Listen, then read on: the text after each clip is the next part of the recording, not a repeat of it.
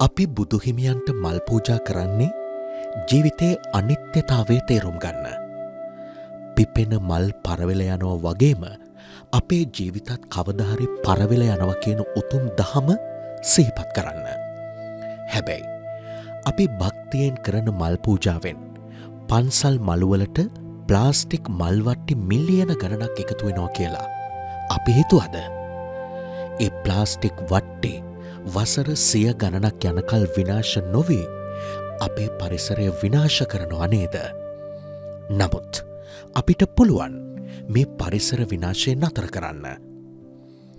මේ වෙසක් පෝය දවසේ බුදුසරණ පත්තරේ වෙසක් කලාපයෙන් පෑන් ඒෂියා බැංකුවේ අපි ඔබට දෙනවා පරවෙන මල්වට්ටියක් හදාගන්න ක්‍රමවේදය සහ ඒක හදාගන්න අපූරු මෝස්තරයක්. මේ විශේෂ පිටුව පාවිච්චි කරලා නිවසේදීම ඉතාමත් පහසුවෙන් පරිසර හිතකාමී පරවෙන මල්වට්ටියක් සකස් කරගන්න. ඒ වගේම නිවසේ ඉතිරිවන ඕනෑම පිරිසිදු කඩදාසියකින් මේ වගේ මල්වට්ටියක් හදන්න ඔබේ දරුවන්ට වගේම මේ ගැන නොදන්න අයට කියලා දෙන්න.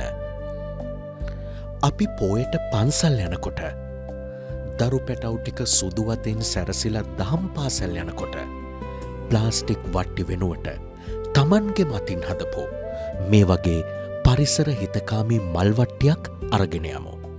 මේක එක දවසක වෙසක් සැමරුමකට විතරක් සීමා නොකර හැමදාම පන්සල් යද්දී අපේ ජීවිතවලට එකතු කරගන්නා උතුම් පුරුද්දක් කරගනිමු. ප්ලාස්ටික් භාවිතය නතර කරමු. ආමිස පූජාවේ නියම අර්ථය සුරකිමු. හෙට දවස වෙනුවෙන් හරිත පියවරක්. පෑන් ඒෂියා බැංකුව.